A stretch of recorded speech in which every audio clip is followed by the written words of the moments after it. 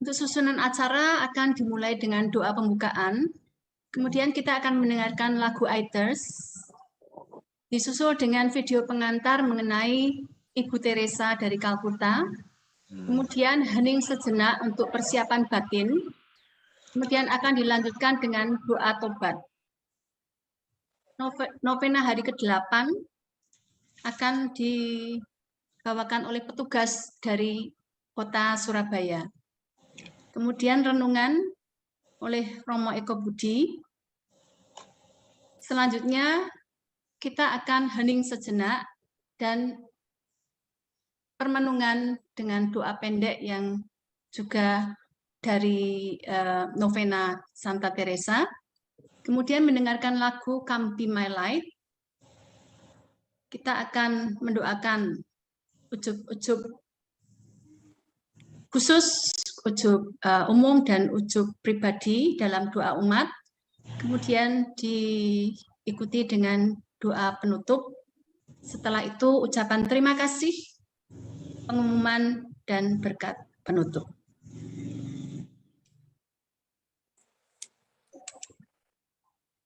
Ini tema besar dari novena kita pada tahun ini. Santa Teresa, pewarta sejati dahaga Kristus. Kemudian untuk novena hari ke-8, mengangkat tema Yesus menjadikan dirinya roti hidup dan dia yang kelaparan. Kita akan mengenal sedikit Romo pendamping kita pada malam hari ini, yaitu Romo Yosef Eko Budi Susilo. Tahbisan Imam pada tanggal 12 Juli 1990, periode karya sebagai pastor rekan tahun 1990 sampai dengan 1995, kemudian sebagai pastor kepala paroki tahun 2007 sampai 2012, dan pastor pejabat sementara kepala paroki tahun 2021 sampai sekarang. Saat ini juga menjabat sebagai Vikaris Jenderal Keuskupan Surabaya. Kami ingin mengenal sedikit Romo Eko Budi. Dipersilahkan mungkin Romo bisa menjelaskan tentang periode karya, pastor rekan di mana, pastor kepala paroki di mana. Monggo dipersilakan. Terima kasih. Di sini ya, lihat aja, dengar. Dengar Romo. Terdengar Romo. Ya, saya ditabiskan memang benar tanggal 12 Juli tahun 1990. Lalu saya menjadi pastor rekan dulu di katedral selama 6 tahun. Sampai tahun 96 saya pastor rekan di katedral Hati Kudus Yesus Surabaya. Lalu tahun 96 sampai 2002 menjadi pastor kepala paroki di paroki Redemptor Mundi, Jepang. Itu paroki yang pertama, saya adalah pastor kepala paroki pertama di Redemptor Mundi itu. Lalu menjadi pastor kepala paroki di Alkons itu tahun 2002 sampai dengan 2007, sambil menyelesaikan bangunan gedung Gereja Santo Yakobus. Jadi tahun 2002-2007 di Alkon dan Stasi Yakobus. Lalu tahun 2007 sampai tahun 2012 kembali lagi menjadi pastor kepala paroki katedral. Setelah itu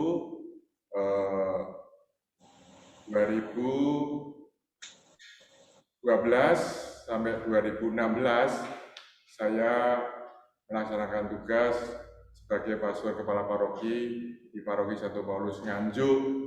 Setelah itu saya kembali lagi ke sini diminta Bapak Uskup mulai tahun 2016 bulan Oktober menjadi Vikaris Jenderal di sini. sampai sekarang. Nah, karya yang lain tahun 1991 saya Komisi Kepemudaan, Ketua Komisi Kepemudaan Keuskupan Surabaya 91 sampai 95.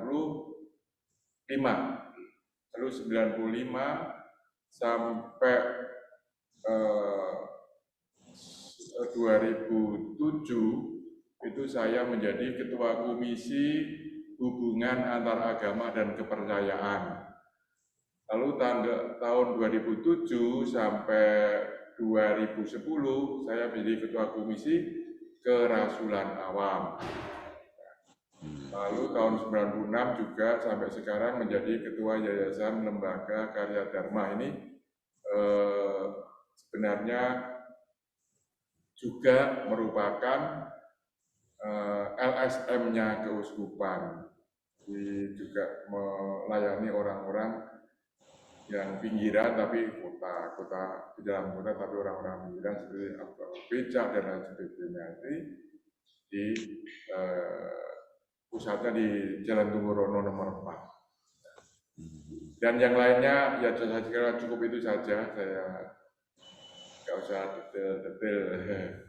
Baik, Romo Eko, terima kasih banyak. Saya kira profil singkatnya cukup juga untuk semua bisa mengenal Romo Eko Budi Susilo. Terima kasih juga pada malam hari ini sudah bersedia mendampingi kami untuk novena hari ke-8. Bersama Romo yang bertugas adalah kerabat kerja Ibu Teresa Surabaya. Nanti akan bertugas doa Bapak Daniel, kemudian Ibu Nini, dan Bapak Winardi. Marilah kita mulai dengan doa pembukaan. Dalam nama Bapa dan Putra dan Roh Kudus. Amin. Santa Teresa dari Kalkuta, Yesus telah memanggilmu untuk membawa cahaya cinta kasih-Nya kepada mereka yang hidup dalam kegelapan. Santa Teresa, Engkau telah merawat mereka yang paling miskin dan paling membutuhkan dengan penuh cinta kasih dan kelembutan, sehingga Engkau menjadi tanda kehadiran cinta dan belas kasih. Allah di tengah-tengah kesengsaraan dan penderitaan mereka. Mengikuti teladan-Mu, tolonglah kami, agar kami bisa mengenali wajah Yesus di dalam wajah-wajah saudara-saudari kami yang menderita, sehingga kami bisa melayaninya dengan rendah hati dan sukacita. Ajarilah kami agar kami bisa menjadi pembawa cinta dan belas kasih Allah, sehingga kami bisa menjadi saksi bahwa Allah masih mengasihi dunia melalui setiap kita masing-masing. Amin.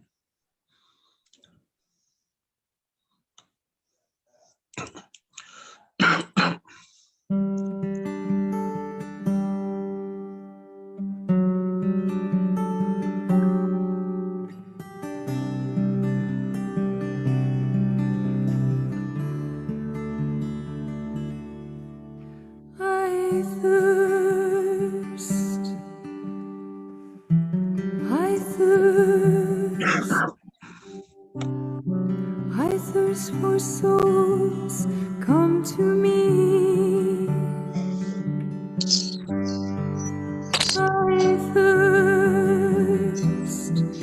I thirst.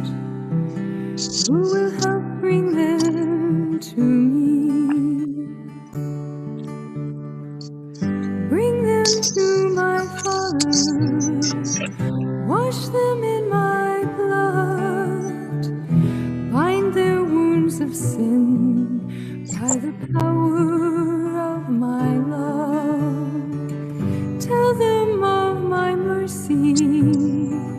Show to them my heart, pierced and ever broken, with love to impart. I thirst.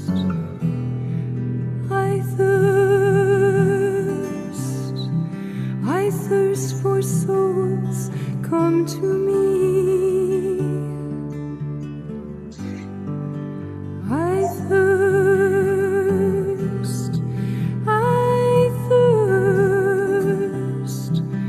Who will help bring them to me? Many tears are falling, souls have lost their way, tired and discouraged, too broken to pray. Will you be my tenderness? All the world will see. I am always waiting. Please come to me.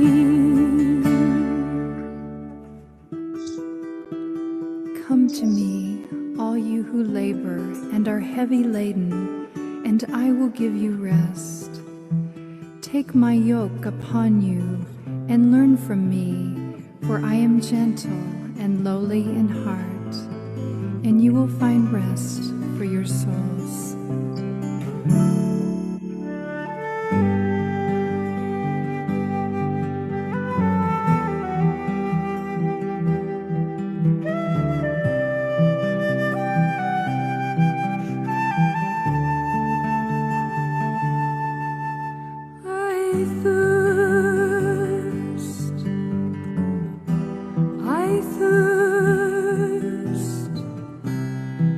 I thirst for souls, come to me. Who will help bring them to me? I thirst.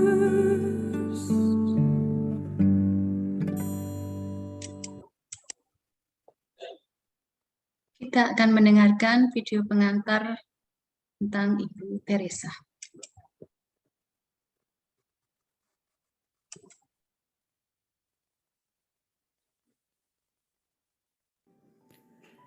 Novena Santa Teresa dari Kalkuta dalam rangka peringatan Hari Santa Teresa dari Kalkuta.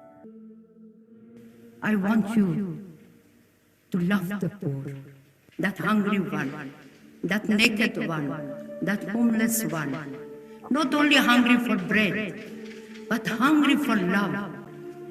Not only naked for a piece of cloth, but naked of that human dignity.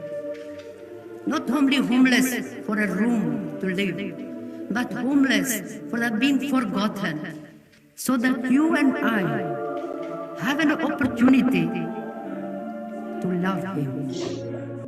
Our poor people are great people, are very lovable people. They don't need our pity and sympathy. They need our understanding love. They need our respect.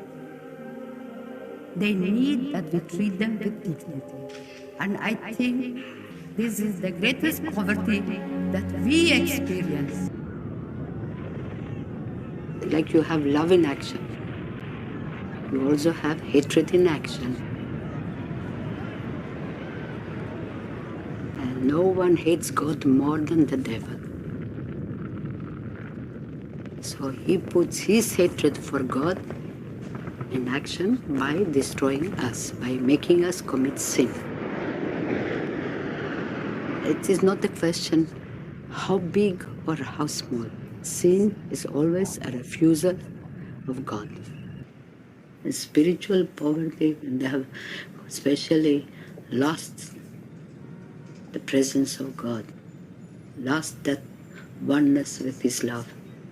That is today greed for money, greed for honor, for glory is taking the place of God's presence in many lives. And that's a very, very great poverty. Externally you see just pride, but it is Jesus. Externally you see just a poor person, but it is Jesus. Difficult to explain. It's a mystery of love. one of those things that human mind cannot reach. But we have to bend. It is He.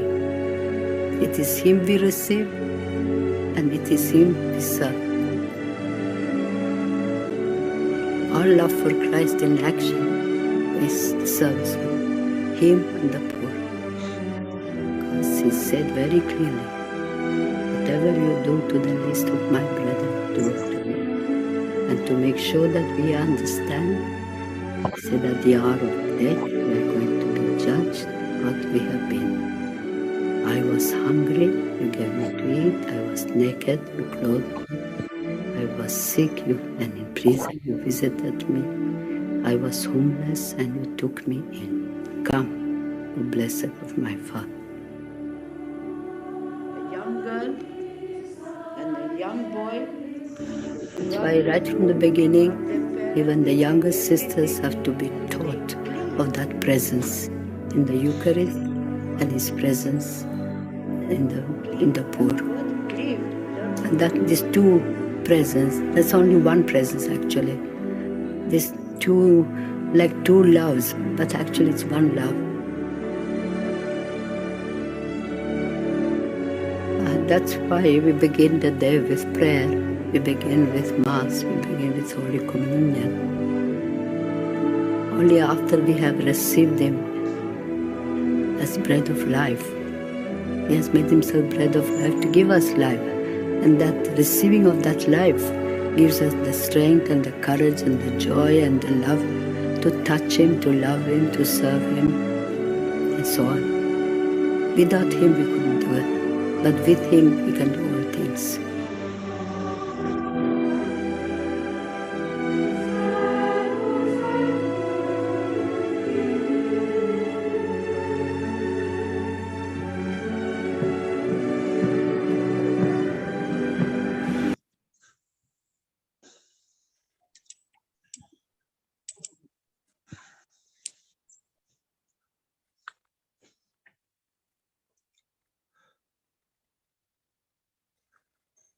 Marilah kita hening sejenak dan menyadari dosa-dosa kita.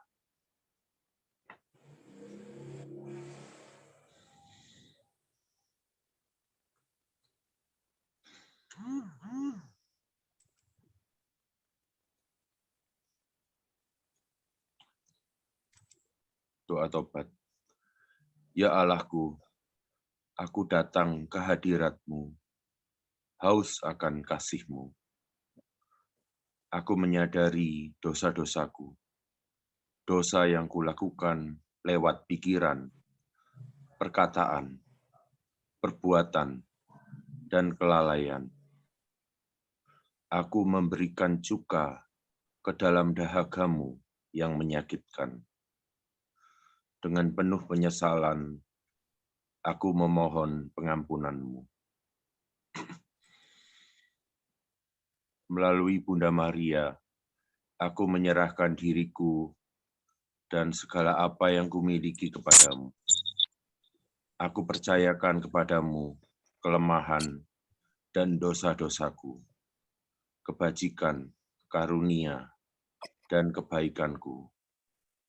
Dengan satu kata, aku menyerahkan sepenuhnya kepadamu, supaya aku dapat berjumpa dengan putra-Mu hari ini dan memuaskan dahaganya dengan lebih baik. Amin.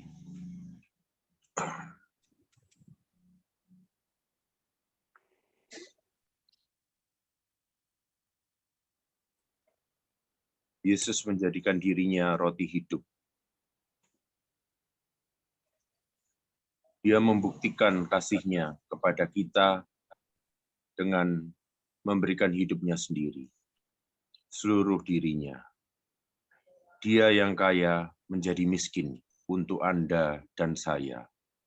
Dia memberikan dirinya secara total. Dia wafat di kayu salib. Namun sebelum dia wafat, dia menjadikan dirinya roti hidup, guna memuaskan kelaparan kita akan kasih akan Dia. Dia mengatakan, jika engkau tidak makan dagingku dan minum darahku, engkau tidak akan beroleh hidup yang kekal.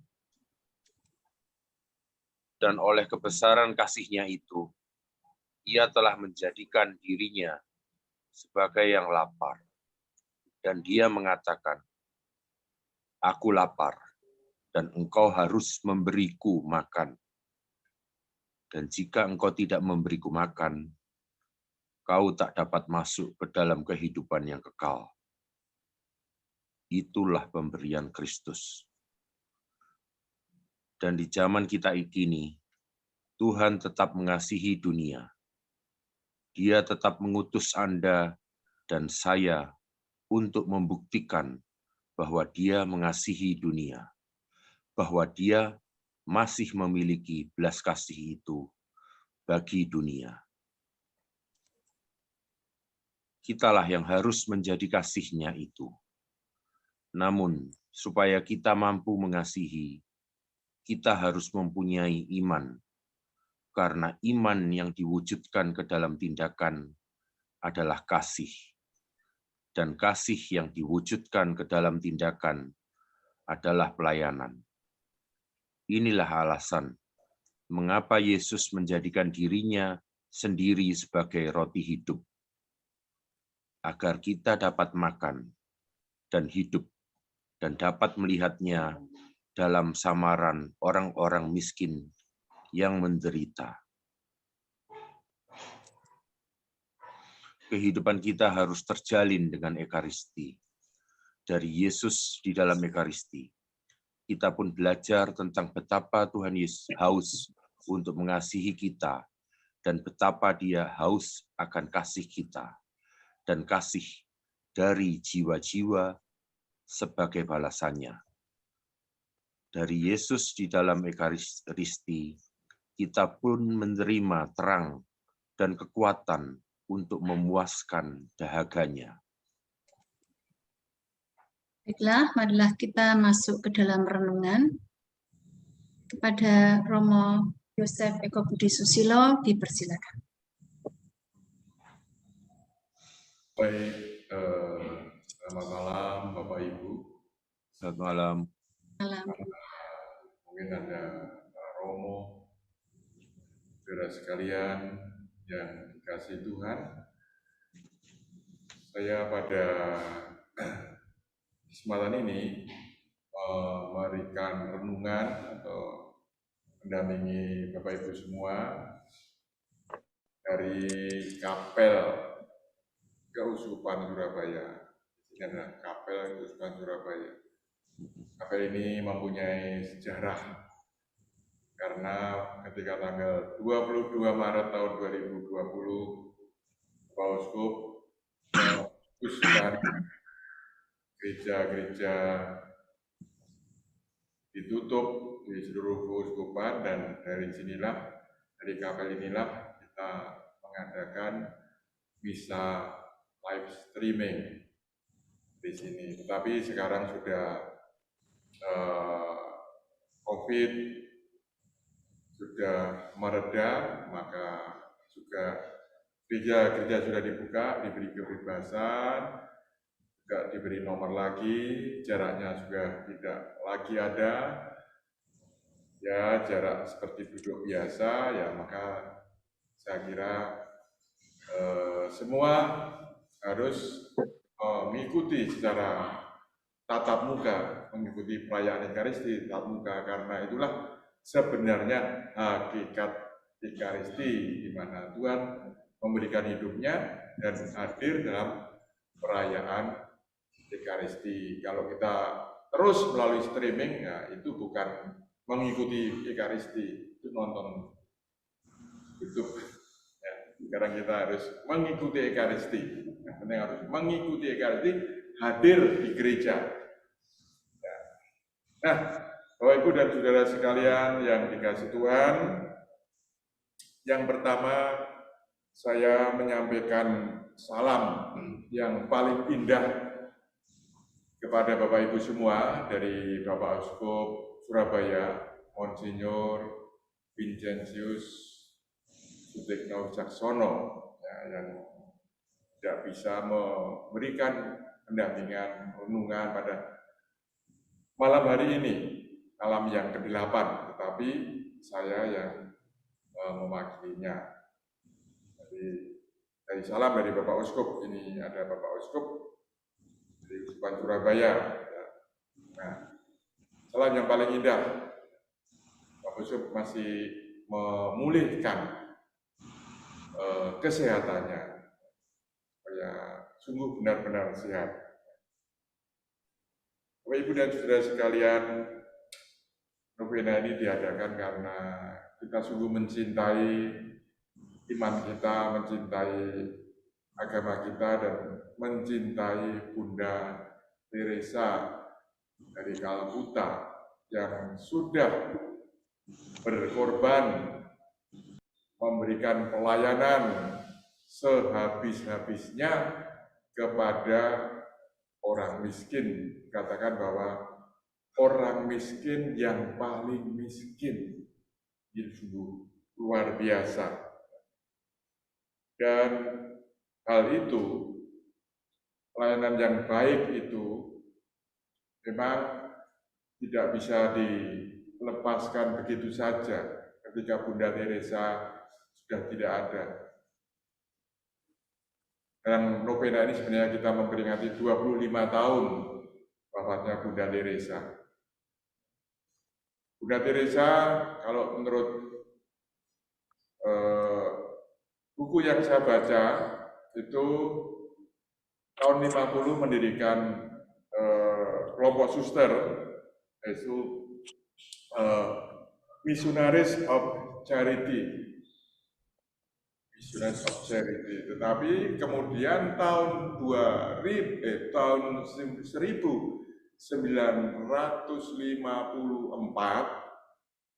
itu ada seseorang yang tertarik akan karya-karya Bunda Teresa ini. Dia sebagai awam lalu juga membentuk namanya, kalau di Surabaya, di Indonesia namanya Kelompok Kerja Ibu Teresa. Di beberapa kota besar memang ada kelompok kerja Ibu Teresa dari Kalkuta ini. Termasuk di Surabaya, sebenarnya dulu disebut namanya co-workers. Nah, saudara yang terkasih, tema dalam novena ini adalah, tema besarnya adalah pewarta sejati dahaga Kristus. Dengan subtema pada hari ke-8 ini adalah Yesus menjadikan dirinya roti hidup dan Dia yang kelaparan. Jikalau saya membaca riwayat Ibu Teresa yang saya katakan tadi, memang dulu dikatakan Ibu Teresa dari Kalkuta. Dan kalau saya membaca riwayat, ada tulisan banyak sekali mengenai Bunda Teresa, itu banyak sekali. Dan banyak orang, saya kira kalau membaca riwayat dan apa yang dilakukan oleh Bunda Teresa yang sekarang sudah menjadi santa, ini sungguh-sungguh banyak orang yang kagum akan karya-karya beliau.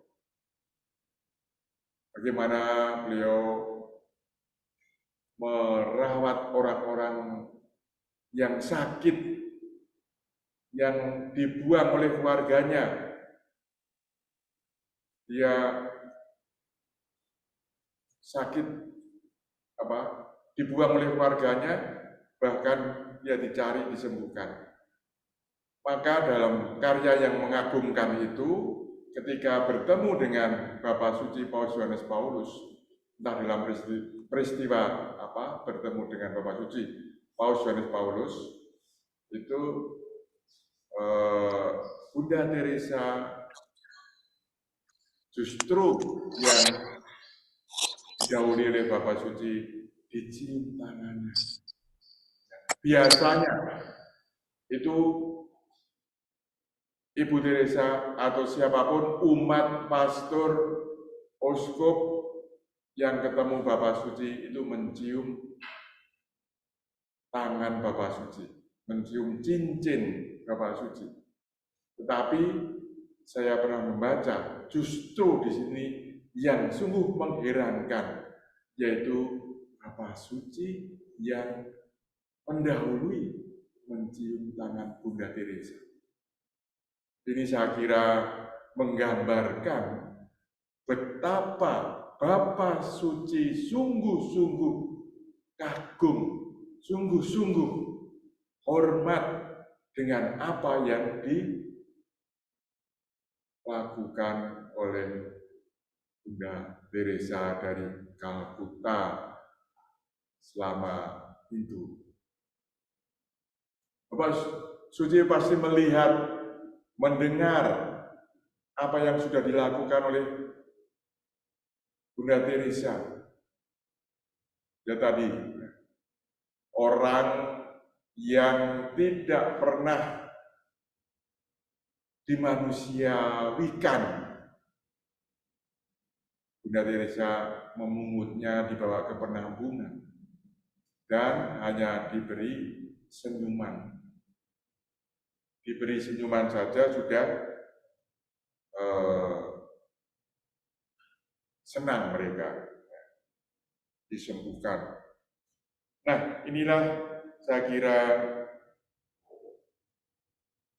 Bapak Suci sungguh-sungguh merasa kagum, Bapak Suci sungguh-sungguh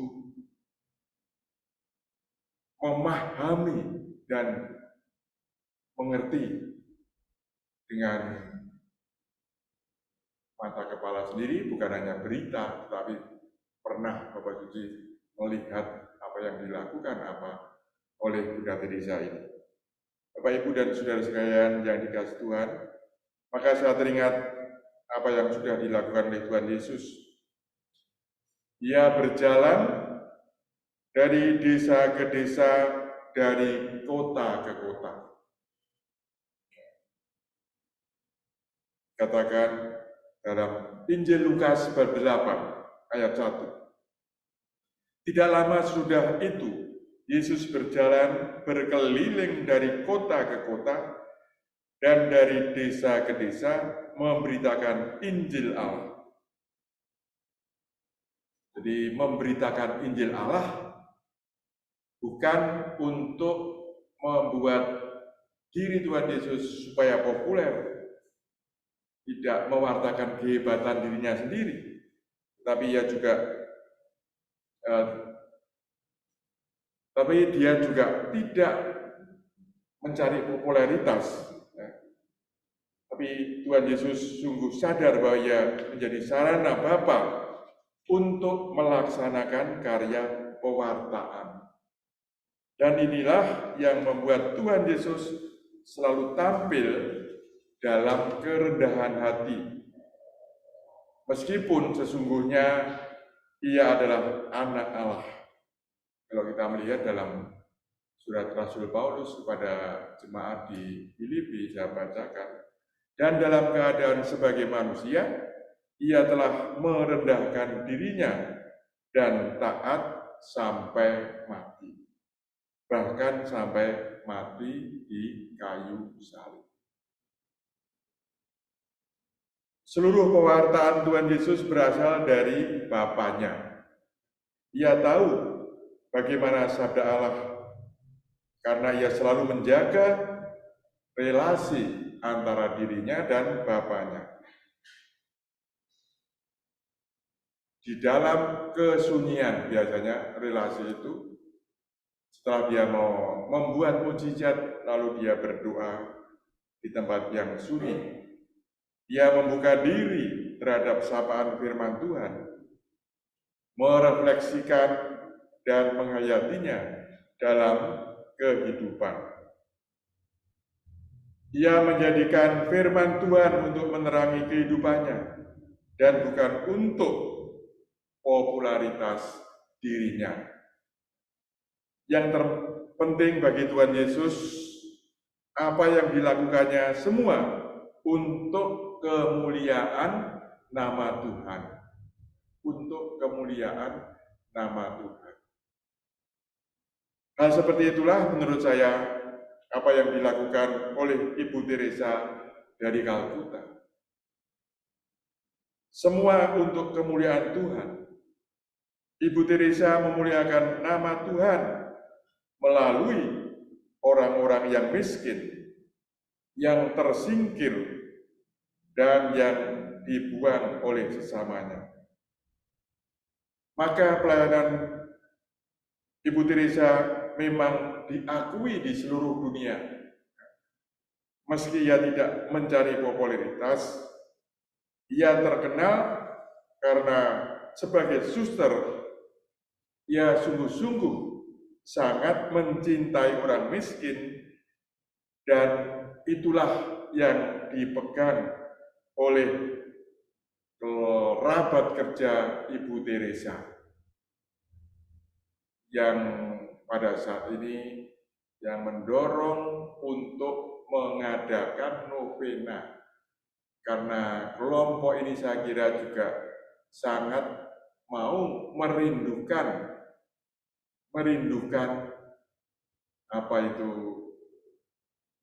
apa yang dilakukan oleh Bunda Teresa. Jadi mau menghayati, mau melakukan apa yang sudah dilakukan oleh Bunda Teresa dari Kalkuta ini, yaitu kelompok KKIT ini. Jadi saudara sekalian yang dikasihi Tuhan, dalam suatu kesempatan Ibu Teresa pernah menulis, Allah menceritakan rasa haus yang tidak terbatas bagi setiap orang, terutama bagi yang miskin dari yang termiskin, melalui putra yang dicintainya, yaitu Yesus, pada waktu meregang jiwa di kayu salib. Tuhan Yesus berkata dalam Injil Yohanes, "Tetapi barang siapa minum dari air yang kuberikan kepadanya, tidak akan pernah haus lagi. Tetapi air yang akan kuberikan kepadanya itu akan menjadi sumur mata air dalam dirinya, yang memancar terus hingga kehidupan yang kekal." Menurut Ibu Teresa, Tuhan Yesus mempunyai kerinduan yang tidak terbatas untuk mencintai manusia, untuk mengarahkan kita kepada sumber cintanya, dan untuk memuaskan dahaga kita. Kita memahami bahwa sumber air yang hidup itu adalah Tuhan Yesus sendiri. Kalau kita mau memuaskan dari air yang salah, maka kita akan haus lagi. Maka refleksi Ibu Teresa sangat jelas. Aku akan melegakan dahagamu dengan melayani sehabis-habisnya sesama yang paling tersingkir. Jadi makanya dikatakan bahwa Bunda Teresa itu merawat dan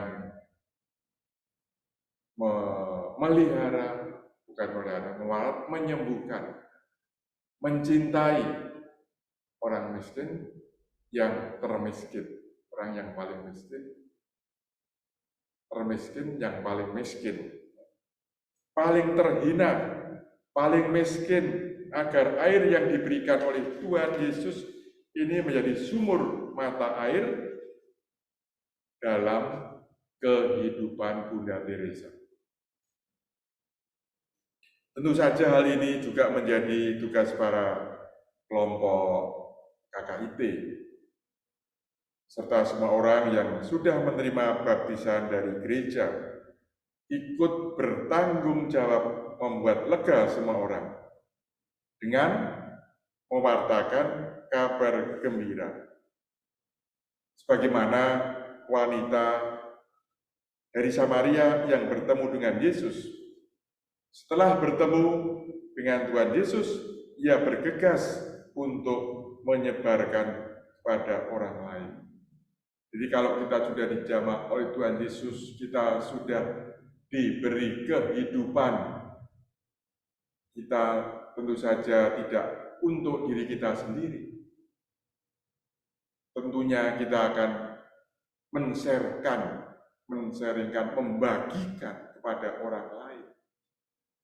Inilah sebenarnya, maka pewartaan itu bukan hanya kata-kata, bukan hanya khotbah, tapi pewartaan yang masih mujarab sampai saat ini adalah kesaksian hidup. Saya kira Bunda Teresa tadi juga diputarkan filmnya, diputarkan videonya. Jadi sebenarnya Bunda Teresa itu sungguh-sungguh bagaimana beliau sekarang Santa Teresa ini sekarang sudah menjadi Santa. Beliau sungguh-sungguh bagaimana menghayati atau melakukan apa yang sudah dilakukan oleh Sang Guru sejati, yaitu Tuhan Yesus. Kalau Tuhan Yesus banyak menyembuhkan orang sakit,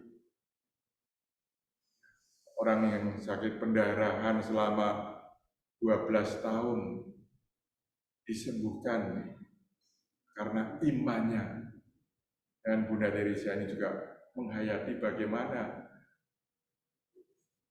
Santa Teresa dari Kalkuta ini juga ingin melakukan seperti apa yang dilakukan oleh Tuhan Yesus sendiri. Maka tidak heran kalau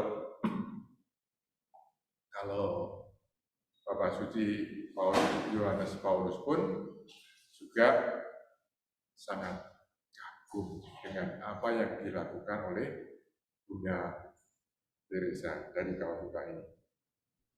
Saudara sekalian yang dikasihi Tuhan, kita tahu pada akhir hidup Tuhan Yesus di kayu salib, ketika keinginan air ini bertambah akibat kehabisan darah, rasa haus mencapai puncaknya dan akhirnya menjadi simbol haus batin yang melebihi apa yang ada sejauh ini. Haus akan cinta, haus akan firman Tuhan.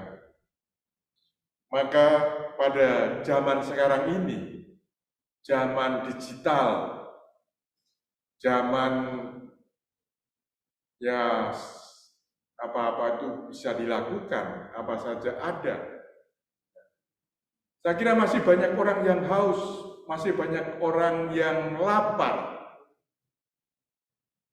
Tetapi bukan lapar karena makanan.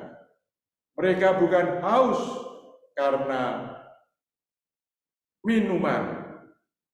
Tapi saudara sekalian yang dikasihi Tuhan, mereka lapar dan haus karena cinta dari Allah.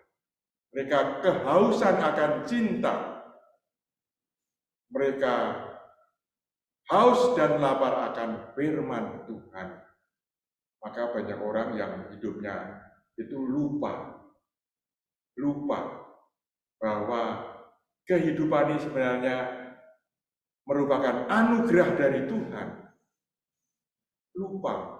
Mereka yang kaya menjadi sombong, yang pintar juga menjadi sombong. Padahal kekayaan itu adalah anugerah Tuhan. Kepandaian itu juga anugerah dari Tuhan. Mereka lupa bahwa pintar akhirnya menjadi sombong intelektual. Sombongan intelektual. Yang punya jabatan menjadi sombong. Nah inilah, maka firman Tuhan ini tetap terus harus diwartakan. Karena hanya kerendahan hatilah yang akan menjadikan manusia itu bisa menjalin relasi dengan Tuhan Yesus yang semakin hari semakin akrab. Kerendahan hati. Kalau hidup kita ini diisi dengan kerendahan hati, saya kira hidup kita akan menjadi damai, hidup kita akan menjadi tenang, hidup kita akan menjadi tentram. Dan itu sudah dilakukan oleh Bunda Teresa. Dia menjadi pemberi untuk memberikan air untuk menghapus dahaga dari manusia-manusia yang tersingkirkan tadi.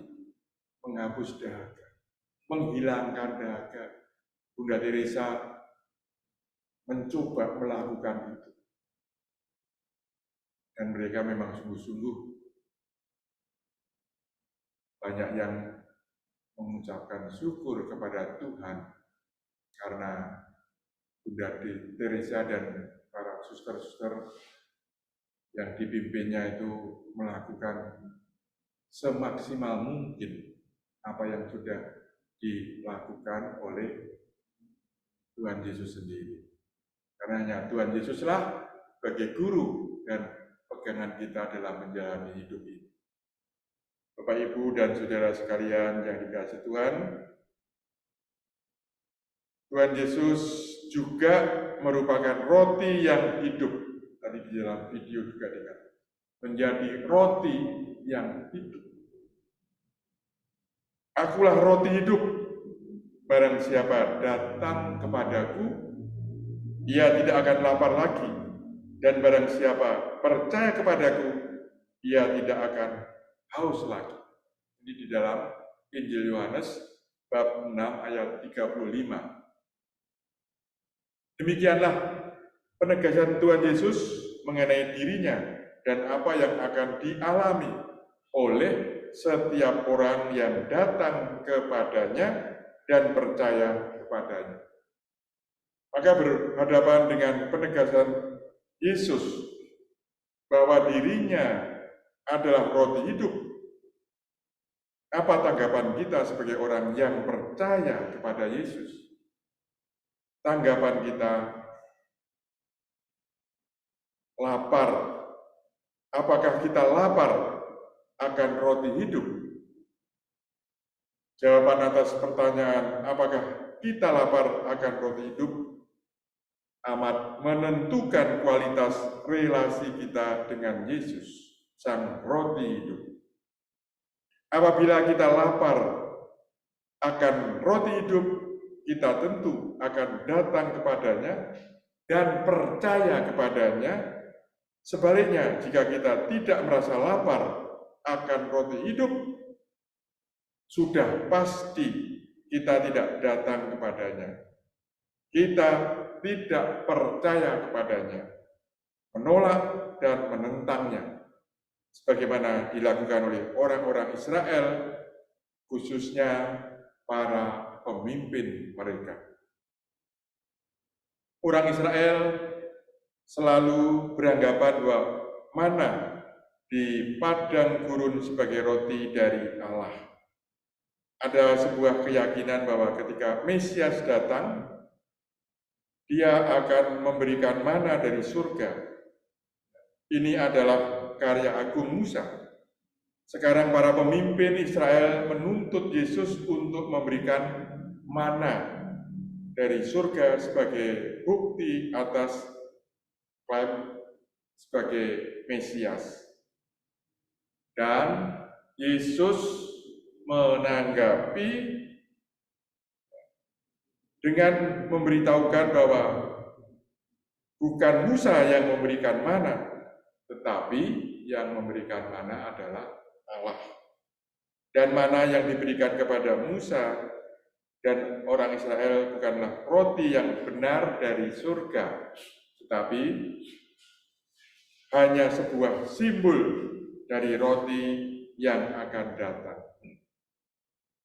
Dan Yesus kemudian membuat klaim yang hanya Allah dapat melakukan. Dan itulah maka Tuhan Yesus mengatakan, "Akulah roti hidup." Tapi dia merasa lapar untuk apa? Lapar untuk mencintai. Dan itu sudah dilakukan, juga dicoba dilakukan semaksimal mungkin oleh Bunda Teresa.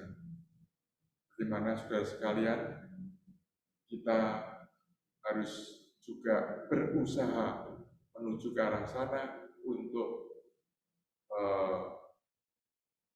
menghilangkan lapar dari saudara-saudara kita.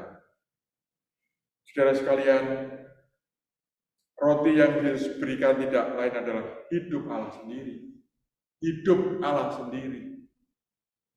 Dan inilah roti yang sesungguhnya yang dapat memuaskan rasa lapar dalam hati dan jiwa kita. Mana dari surga hanyalah gambaran awal dari roti Ekaristi atau perjamuan Tuhan Yesus berikan kepada murid-muridnya pada saat pengorbanannya. Mana di padang gurun memberi hidup kepada orang-orang Israel dalam perjalanan mereka menuju tanah terjanji. Namun mana itu tidak dapat memberikan hidup kekal bagi orang-orang Israel. Sebaliknya, Yesus memberikan kita roti surgawi yang menghasilkan hidup ilahi dalam diri kita. Jadi kita sungguh-sungguh bersyukur karena kita setiap hari bisa menerima roti hidup dan kita diberi kehidupan ilahi olehnya. Tuhan Yesus sebagai roti hidup sejati memberikan hidup kepada kita sekarang dan untuk selama-lamanya. Roti yang hidup dari Tuhan Yesus diberikan kepada murid-muridnya, memberi hidup kepada kita bukan hanya dalam perjalanan kita menuju taman surgawi, tetapi memberikan kita hidup ilahi yang sungguh-sungguh melimpah. Ketika kita menerima dari meja Tuhan, kita mempersatukan diri kita sendiri dengan Yesus Kristus. Dan Santo Ignatius dari Antioquia menyebut roti itu satu-satunya roti yang memberikan obat kekekalan. Memberikan obat kekekalan, penangkal kematian, dan makanan yang membuat kita hidup selamanya di dalam Yesus Kristus. Makanan ilahi ini menyembuhkan baik tubuh maupun jiwa dan menguatkan kita dalam perjalanan menuju tanah air surgawi. Kita ini sedang menuju ke tanah air surga. Maka kita diberikan banyak bekal, antara lain sakramen Ekaristi, dan kita bersyukur kalau kita di dalam Gereja Katolik ini ada 7 sakramen, termasuk sakramen Ekaristi. Kalau di tetangga kita yang sana, itu bukan sakramen menurut saya. Itu hanya perjamuan, seperti kalau kita makan, diajak makan dalam perjamuan itu. Kalau ini sakramen, jadi lain sama sekali. Ini ada teologinya, sakramen ini. Saudara sekalian, Santo Stefanus, bagaimana dikisahkan dalam Kisah Para Rasul, memperlihatkan kualitas iman yang luar biasa. Dan ia ambil bagian dalam hidup ilahi Yesus Kristus. Bersatu dengan Yesus, sehingga ia mampu menghayati apa yang Yesus hayati. Khususnya ketika menghadapi penolakan, ketika menghadapi fitnah, penganiayaan, dan pembunuhan. Santo Stefanus berdoa untuk musuh-musuhnya dan mengampuni mereka sama seperti yang dilakukan Yesus. Ini karena apa? Karena persatuan Santo Stefanus sendiri dengan Tuhan Yesus. Pertanyaannya adalah bagaimana dengan kita?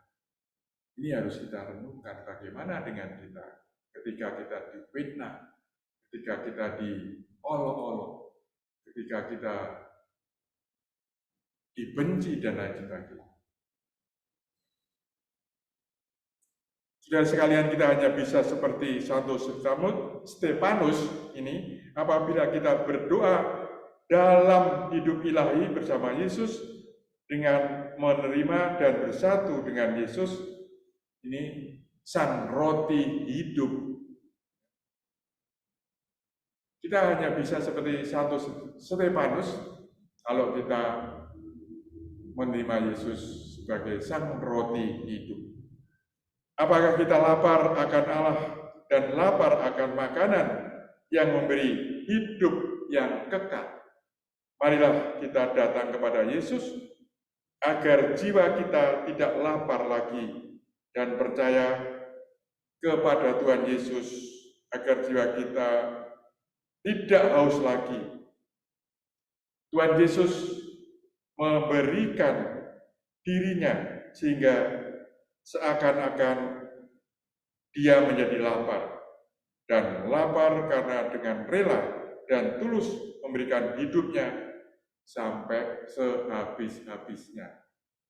Tuhan Yesus memberikan hidupnya sampai sehabis-habisnya tanpa reserve, semua diberikan kepadanya. Itulah cinta Yesus yang sungguh-sungguh besar, sungguh-sungguh luar biasa. Bapak Ibu dan Saudara sekalian, tidak lupa bahwa pada hari ini tadi gereja merayakan perayaan wajib Santo Gregorius Agung, Paus yang ke-64, salah satu paus terbesar di dalam sejarah gereja. Kalau kita membaca riwayat hidupnya, dia dari keturunan bangsawan.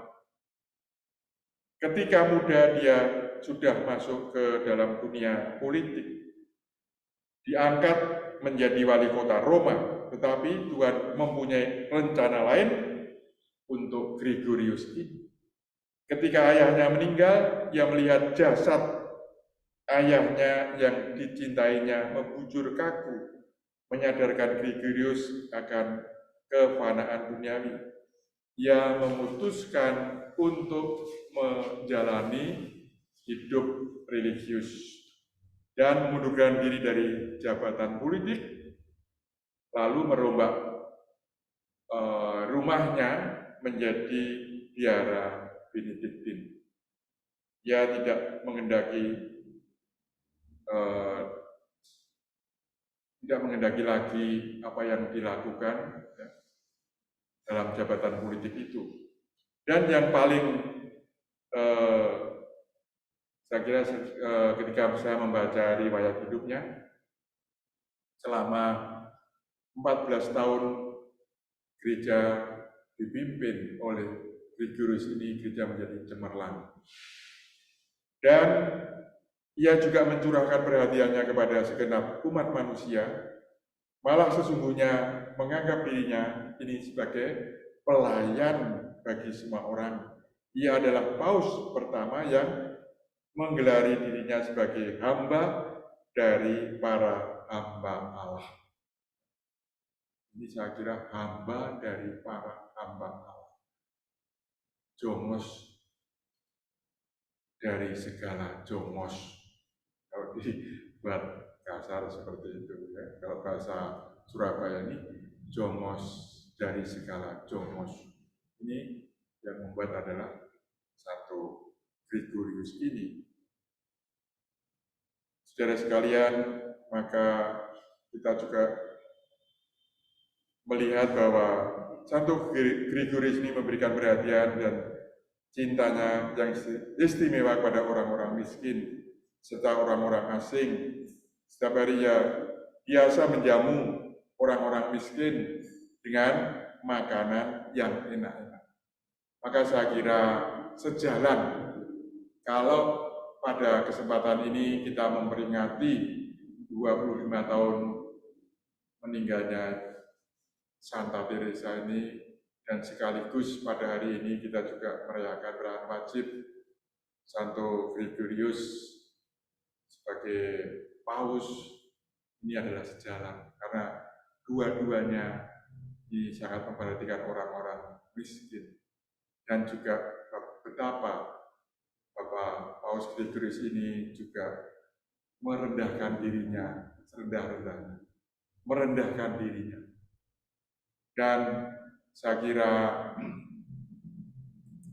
kita bersyukur, kita bergembira karena Gereja Katolik ini mempunyai banyak orang yang rela dengan tulus melayani orang-orang miskin tanpa pamrih.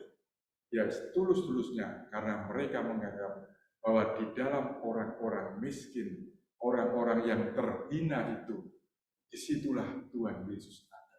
Ini sebuah keyakinan seperti apa yang diyakini oleh Gregorius, Santo Gregorius dan Bunda Teresa atau Santa Teresa dari Kalkuta. Saya kira Bapak Ibu dan Saudara sekalian yang dikasihi Tuhan, kelompok kerabat kerja Bunda Ibu Teresa ini saya cukupkan sekian saja renungan saya. Barangkali nanti sampai ketemu di lain kesempatan. Terima kasih dan salam hormat dan doa saya kepada Anda semua. Terima kasih.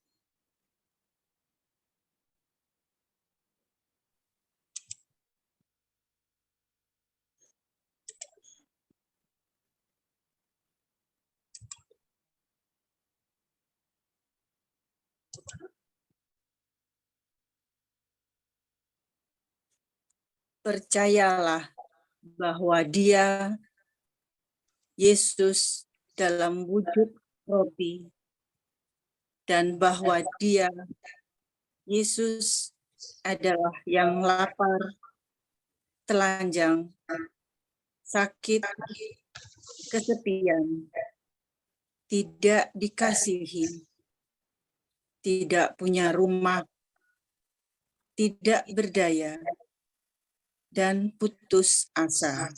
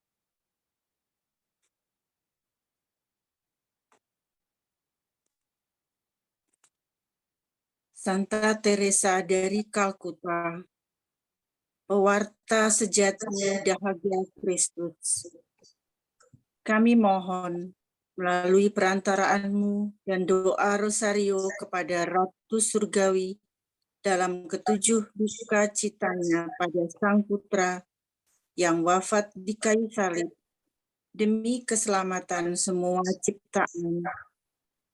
Berkat kuasa Allah Bapa, Putra, dan Roh Kudus, seluruh pandemi COVID-19 dan variannya lenyap dari muka bumi, dan masyarakat dunia kembali dapat hidup dalam ketenangan dan kedamaian.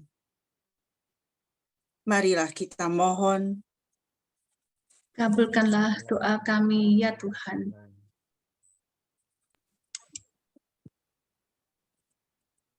Bagi para pemimpin dunia, ya Bapa yang Maha Kuasa, kami berdoa bagi mereka yang memiliki kuasa atas pemerintahan dan negara.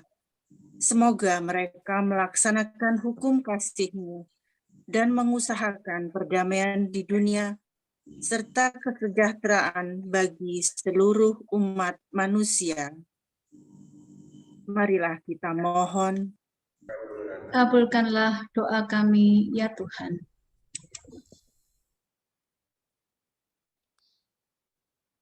Bagi seluruh umat manusia, ya Bapa yang Maha Rahim, Engkau telah mengutus Putra Tunggal-Mu menjadi pengantara kami. Semoga kami yang percaya dan beriman kepadamu dapat berserah total kepada Yesus Putra-Mu, sehingga kami dengan bimbingan Roh Kudus mengusahakan perdamaian dan keadilan di bumi ini. Marilah kita mohon. Kabulkanlah doa kami, ya Tuhan.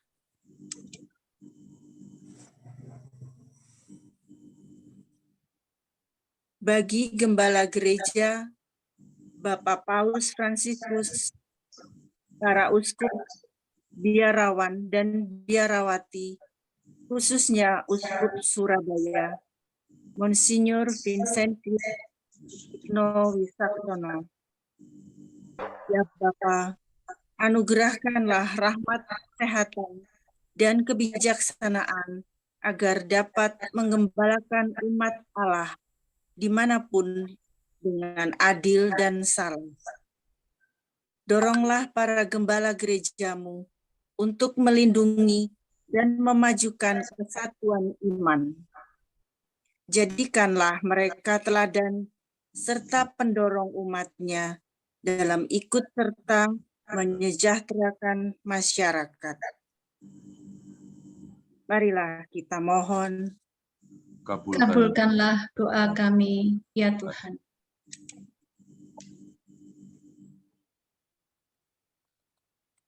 Bagi KKIP dan ITM Indonesia, ya Bapa, kami mohon rahmat kerendahan hati dan kesetiaan dalam melayani saudara-saudari kami yang menderita karena ketidakadilan, tidak dicintai, ditolak, dan disingkirkan.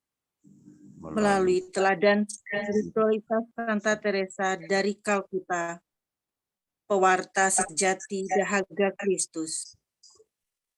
Bebaskanlah kami dari kesombongan dan berikanlah ketabahan apabila kami direndahkan.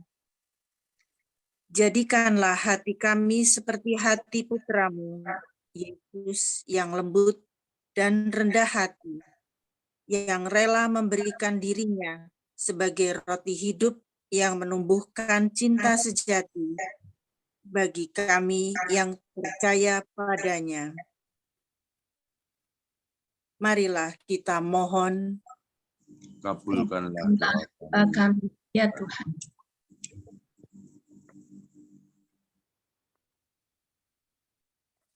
Bagi kami semua yang hadir dalam novena ini, Ya Bapa yang Maha Kasih, Engkau tahu apa yang ada di dalam hati kami, keprihatinan, kecemasan, kerinduan, dan harapan kami. Kami serahkan semuanya kepadamu, karena kami percaya Engkaulah penyelenggara hidup kami. Melalui perantaraan Santa Teresa dari Kalkuta, kami mohonkan wujud-wujud doa pribadi kami.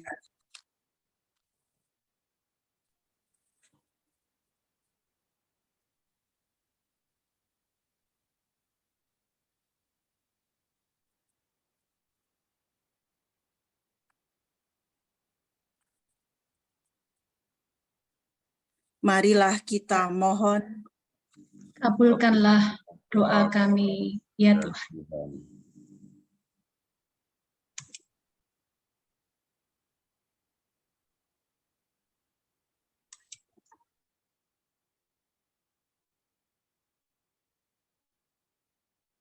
Santa Teresa dari Kalkuta, Engkau telah mengizinkan kehausan cinta Yesus disalib menjadi api yang berkobar dalam dirimu, sehingga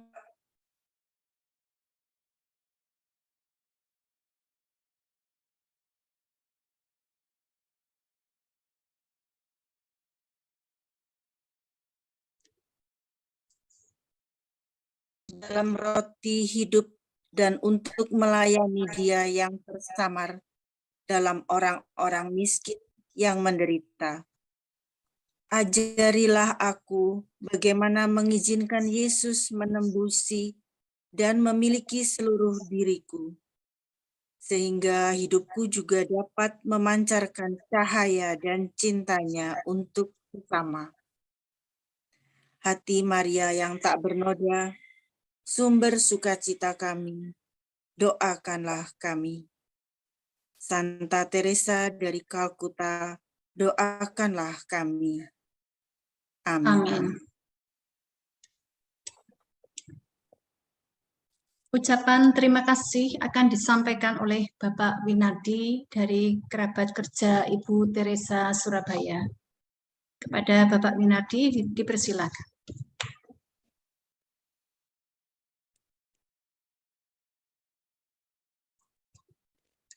Ya, selamat malam Romo, Eko. Salam kenal dari saya. Ya, jadi malam hari ini saya mewakili kerabat kerja Ibu Teresa dan AIDS Movement Indonesia untuk mengucapkan terima kasih ya atas kesediaan Romo Eko yang sudah mau hadir di dalam memberikan renungan pada malam hari ini. Dan tadi Romo Eko juga sudah menyampaikan bahwa ada salam dari Uskup, maka malam hari ini saya juga ingin menyampaikan salam ya. Sudah lama kita nggak ketemu. Biasanya kalau ketemu Monsinyur akan mengatakan kakit-kakit gitu ya. Jadi istilahnya KKIT itu dibaca dengan kakit ya. Saya lupa sudah lama, mungkin ya 5 tahun lalu ya mungkin ya ketemu dengan Monsinyur ya. Ya itu. Dan juga salam kenal ini Romo Eko yang mungkin baru kenal juga ada KKIT mungkin di Surabaya. Itu aja ya mungkin yang saya sampaikan. Terima kasih kesediaannya dan semoga kita dengan kehadiran Romo Eko bisa semakin tersemangati ya di dalam melayani yang miskin di antara yang miskin, melayani Yesus yang haus di atas kayu salib. Ya itu aja. Terima kasih Romo Eko. Terima kasih Pak Winardi. Marilah kita lanjutkan dengan informasi novena hari yang ke-9.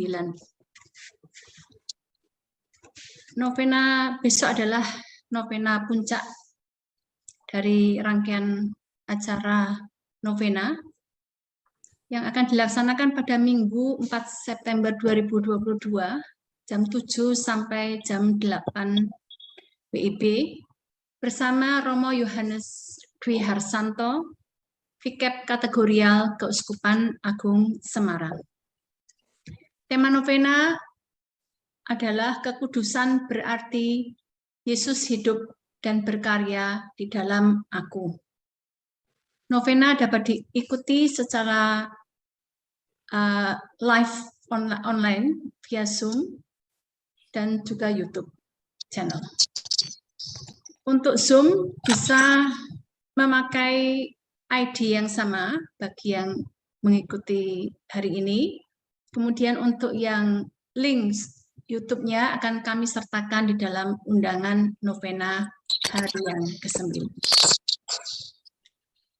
Baik, setelah ini kita akan menerima berkat penutup dari Romo Eko Budi,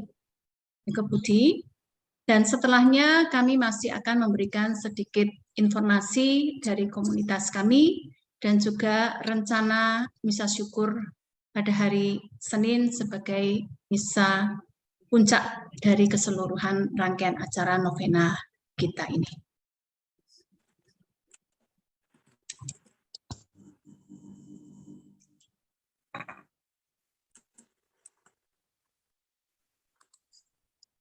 Bapak, Ibu, dan saudara sekalian yang dikasihi Tuhan, mari kita buka hati kita untuk menerima berkat Tuhan. Tuhan bersamamu Dan bersamamu juga. Semoga kita sekalian dan seluruh anggota keluarga kita, pekerjaan kita, dan semua pelayanan yang kita lakukan senantiasa dikuatkan dan diteguhkan oleh berkat Allah yang Maha Kuasa, Bapa, Putra, dan Roh Kudus. Amin. Terima kasih, selamat malam. Terima kasih, Romo. Selamat malam. Selamat malam.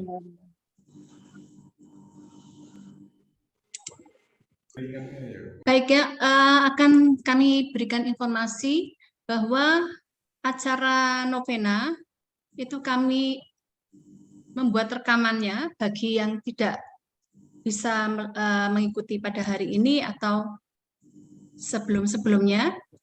Silakan bisa diikuti melalui YouTube channel kami ITES Movement Indonesia. Kemudian bagi yang ingin bergabung dengan kami, ada WhatsApp group yang bisa diikuti, bisa join melalui bit.ly ITM KKIT. Kemudian bagi yang tertarik spiritualitas Santa Teresa Kalkuta dapat menghubungi kontak person di bawah ini.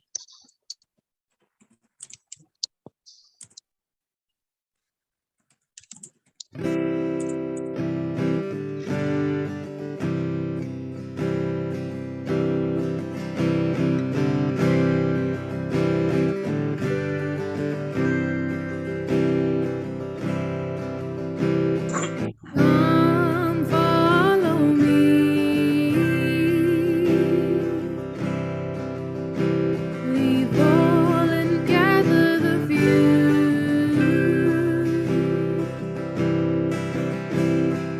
Come live. Demikianlah keseluruhan acara novena pada hari yang ke-8 ini. Dipersilahkan mengucapkan terima kasih kepada Romo Eko Budi Susilo bagi semuanya yang hadir di sini. Terima kasih Romo. Terima kasih Romo. Terima kasih Romo. Terima kasih Rosa. Terima kasih Romo. Selamat malam teman-teman. Terima kasih Romo. Terima kasih Romo. Malam Romo.